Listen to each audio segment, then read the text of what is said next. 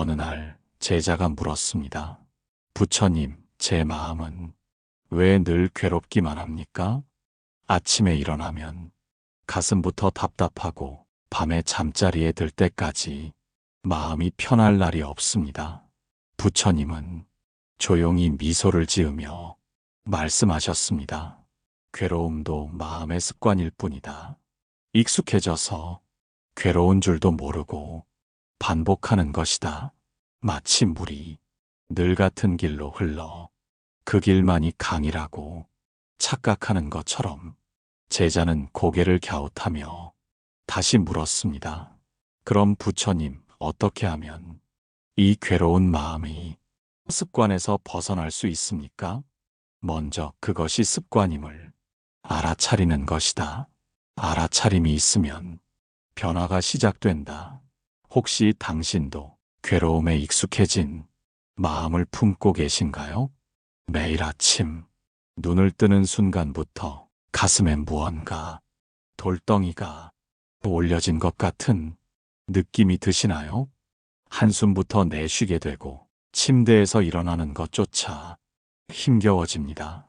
몸은 일어나도 마음은 여전히 무거운 이불 속에 있는 것 같고 세수를 하면서 거울 속 자신을 보며 왜 이렇게 늙어버렸을까 하는 생각에 더욱 우울해집니다.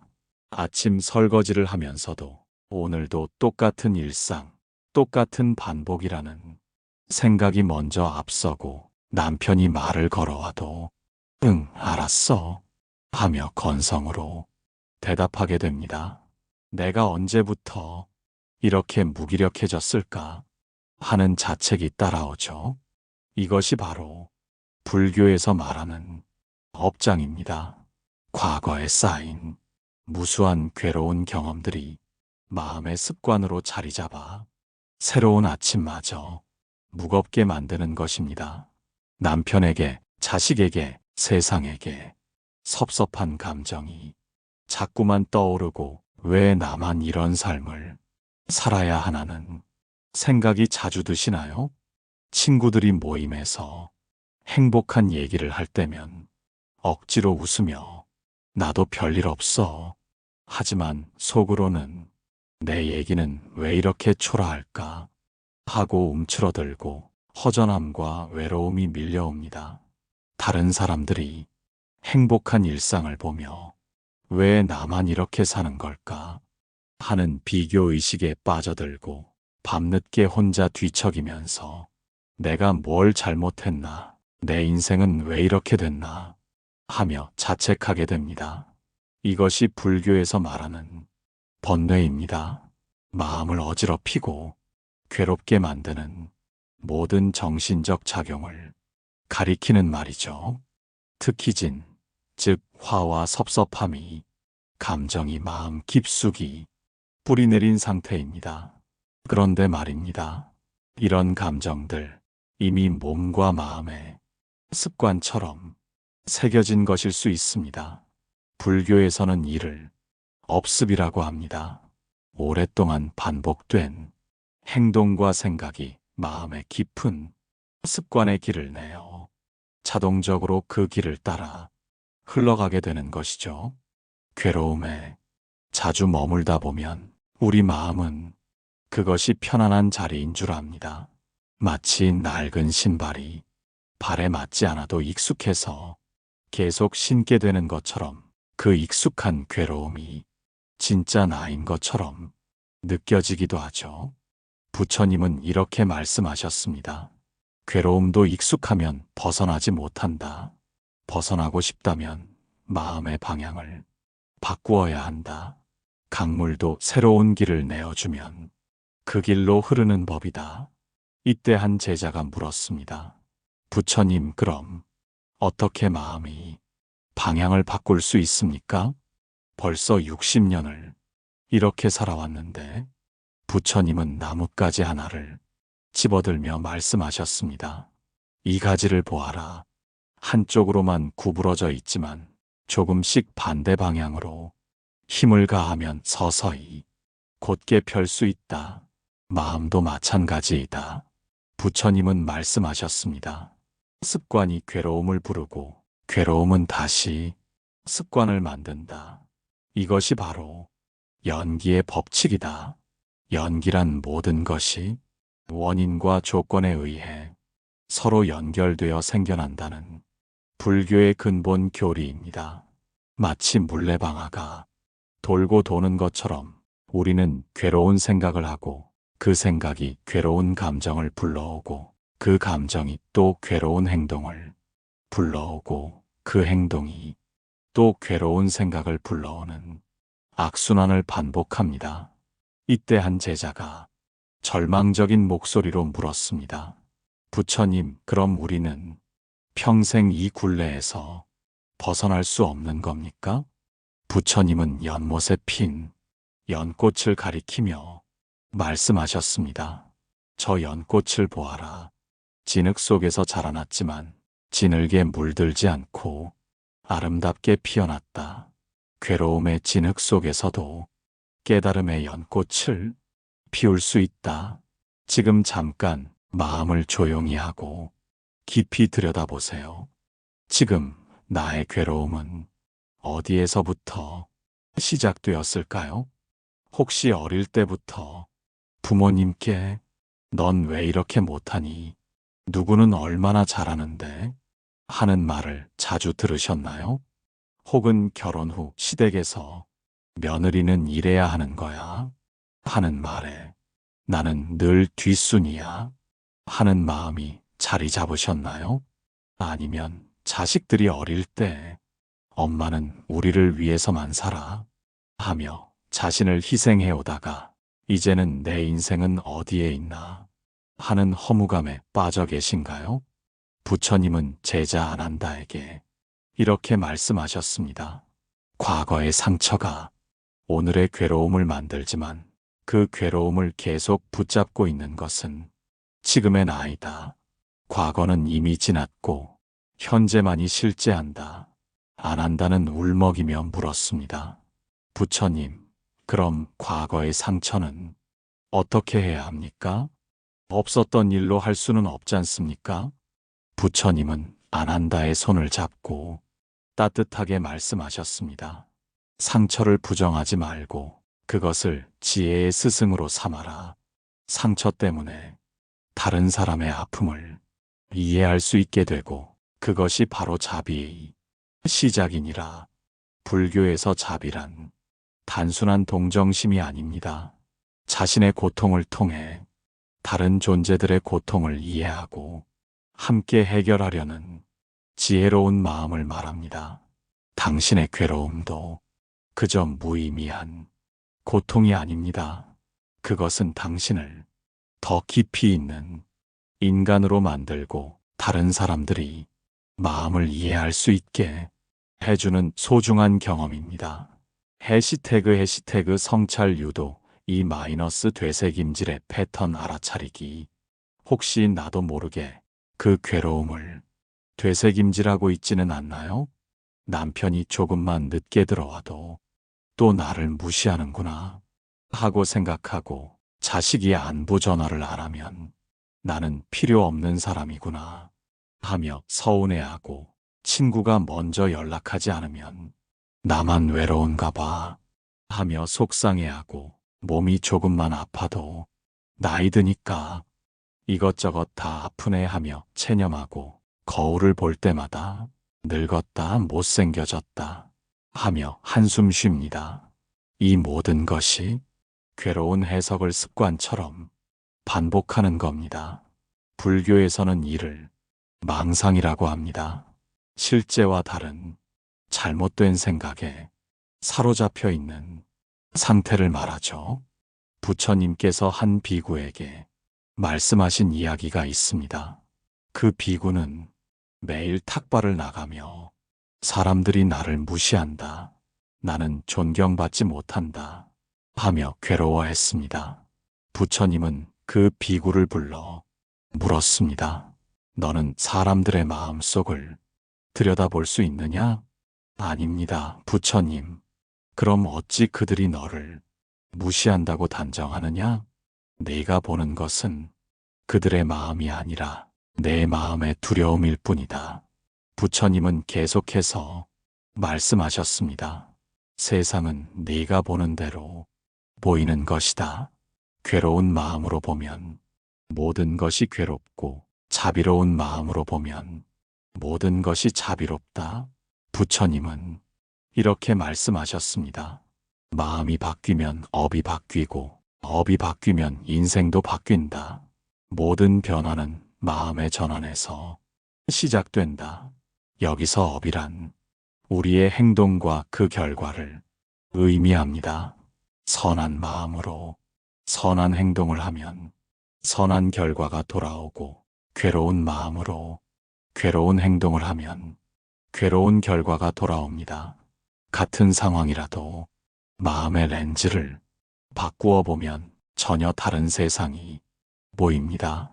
남편이 늦게 들어오는 것을 열심히 우리 가족을 위해 일하는구나 하고 생각하고 자식이 연락을 안 하는 것을 바쁘게 자기 인생을 꾸려나가고 있구나 하고 이해하고 친구가 먼저 연락하지 않는 것을 서로 부담 없이 지낼 수 있는 편한 사이구나 하고 받아들이고 몸이 아픈 것을 지금까지 열심히 살아온 내 몸에게 고맙고 더 잘 돌봐줘야겠다 하고 다독이고 거울 속 자신을 보며 이 모든 주름과 흰머리가 내가 살아온 소중한 시간들의 증거구나 하고 감사하는 겁니다.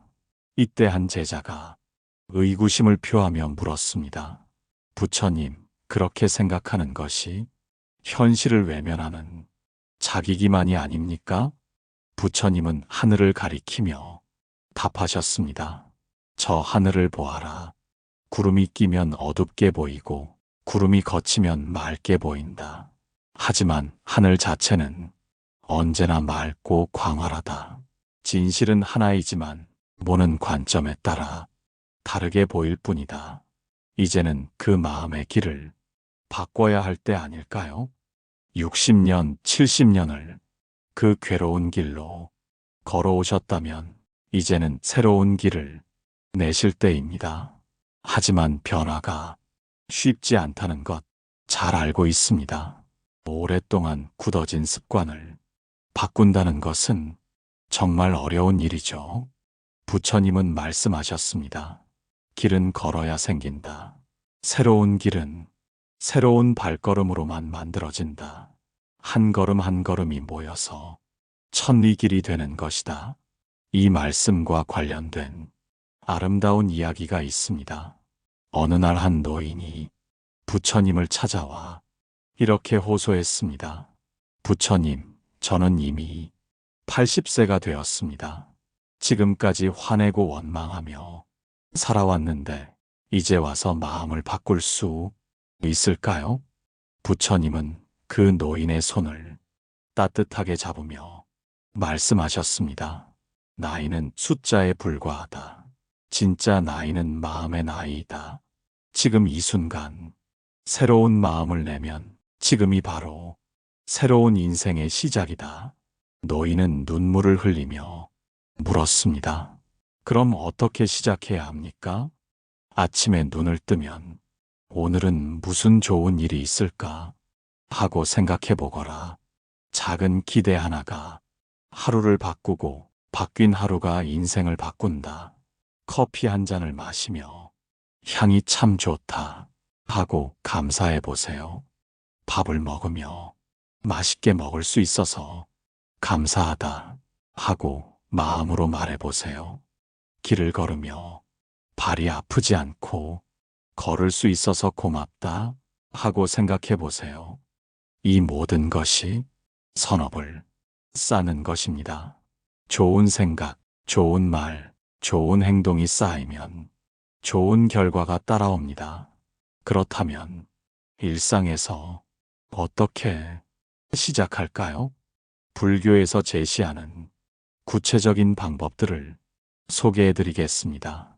첫째, 아침 공양 수행. 매일 아침 일어나서 거울을 보며 합장하고 이렇게 말해 보세요. 부처님, 오늘 하루도 자비로운 마음으로 살아가겠습니다. 저를 만나는 모든 존재들에게 따뜻함을 전할 수 있도록 도와주세요. 이것이 바로 발언입니다. 좋은 마음을 일으키겠다는 서원을 세우는 것이죠. 둘째, 정념 수행. 괴로운 생각이 들 때마다 잠깐 하고 멈추어 서서 이렇게 말해보세요. 이건 생각일 뿐이야. 나는 이 생각을 바라보는 의식이야. 그리고 3번 깊게 숨을 쉬어보세요. 숨을 들이마실 때는 평화를 떠올리고 숨을 내쉴 때는 괴로움을 내보낸다고 생각해보세요. 셋째, 감사연불 수행. 하루에 3가지씩 감사한 일을 찾아보세요. 아주 작은 것이라도 괜찮습니다. 밥을 맛있게 먹을 수 있어서 감사합니다. 가족이 건강해서 감사합니다. 오늘 비가 와서 공기가 맑아서 감사합니다. 이렇게 감사 마음을 내는 것을 감사연불이라고 할 수 있습니다. 넷째, 자비 명상 수행. 잠자리에 들기 전 5분간만 조용히 앉아서 이렇게 기도해 보세요. 나 자신이 행복하기를 바랍니다. 나 자신이 평안하기를 바랍니다. 나를 힘들게 했던 모든 사람들도 행복하기를 바랍니다.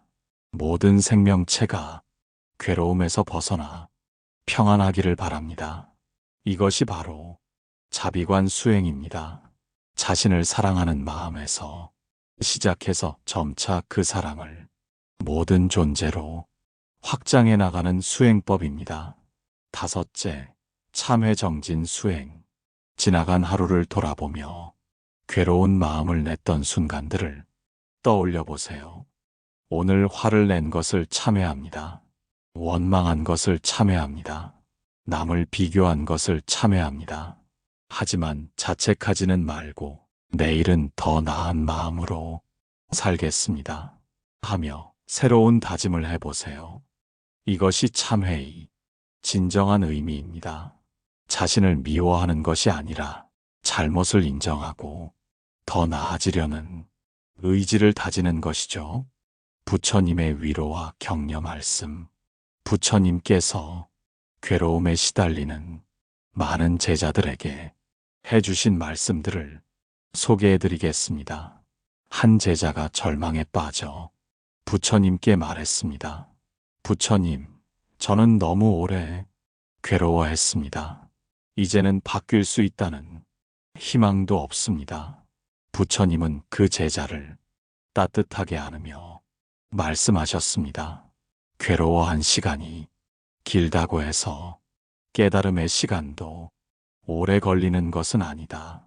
등불 하나가 켜지면 천년의 어둠도 한순간에 밝아진다. 또 다른 제자는 이렇게 호소했습니다. 부처님, 저는 너무 못난 사람인 것 같습니다. 제가 정말 변할 수 있을까요? 부처님은 미소를 지으며 답하셨습니다. 진흙 속에서도 연꽃이 피어나듯이 괴로움 속에서도 지혜의 꽃이 핀다. 너의 괴로움이 깊을수록 피어날 지혜도 더욱 아름답다. 그리고 이런 따뜻한 말씀도 해주셨습니다. 완벽해서 깨달음을 얻는 것이 아니다. 불완전함을 인정하는 용기에서 깨달음이 시작된다. 괴로움도 반복되면 습관이 되고 그 습관은 결국 당신의 삶이 됩니다. 하지만 이제는 다릅니다. 이제는 그 괴로움에서 한 발 물러나 당신 마음의 새로운 길을 내주어야 할 때입니다. 그 시작은 마음을 바라보는 연습, 그리고 자신을 다정하게 안아주는 연습입니다.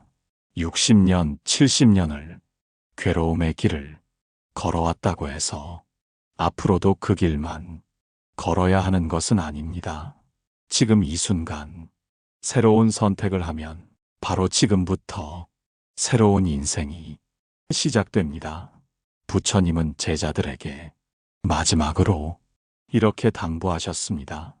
괴로움의 끝은 깨달음의 시작이다. 지금까지의 고통이 헛되지 않도록 그것을 지혜로 승화시켜라. 오늘부터 새로운 마음으로 살아가거라. 매일 아침 눈을 뜰 때마다 이렇게 다짐해 보세요. 오늘은 어제와 다른 하루가 될 것이다.